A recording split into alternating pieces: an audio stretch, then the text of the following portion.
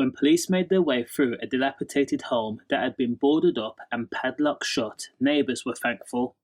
After all, they had been raising their concerns to police about an awful and dreadful smell that made people retch and heave whenever they walked past the property. However, when police made their way through the abandoned home and combed room by room, the Met had stopped in their tracks suddenly, the stench of something rotten filling their nostrils and became overpowering. It was nauseating even.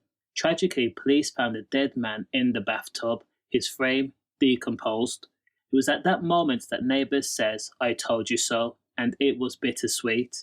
A family was about to receive the worst news possible, their hopes and dreams and life shattered beyond measure because a loved one would be dead. The victim was quickly identified as 40-year-old Marvin Dickson, and he had been discovered by police on Friday, September 20th of last year, that being 2024. Police had no idea how Marvin had ended up in an abandoned home. After all, remember, it had been boarded up, padlocked shut, and there was no electricity. The home was in complete darkness. At post-mortem, sadly, police confirmed that Marvin did not die of natural causes. He had been a victim of an M, and he had suffered.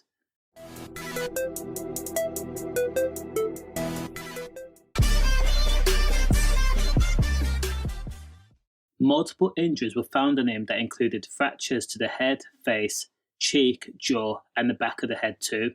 And he had been bladed not once or twice or 3 times, but multiple times, in what was described as a frenzied action. Now, police scoured Wood Green in search for CCTV that would show the property, and police then looked through hours and hours and hours worth of footage that showed the home.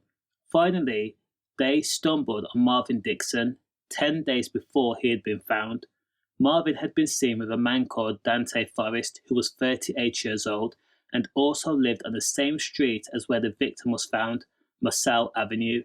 Police had found Marvin on CCTV walking with a pizza box, and police then turned the home into a crime scene and forensics collected evidence inside that home. Forensics found Dante Forrest's DNA inside the home that linked him to the M. In fact, police found the same pizza box that Marvin was carrying and also a red-stained shirt, which both had Dante's DNA on both items. Now, Dante Forrest was quickly picked up by police and placed in handcuffs. He was then told that he was being arrested on suspicion of an M, and then he was charged on September 25th with that crime. After a trial at the Old Bailey, Dante Forrest was found guilty of taking the life of Marvin Dickson. No motive has been established, and Dante Forrest has not revealed the reason why he took her life.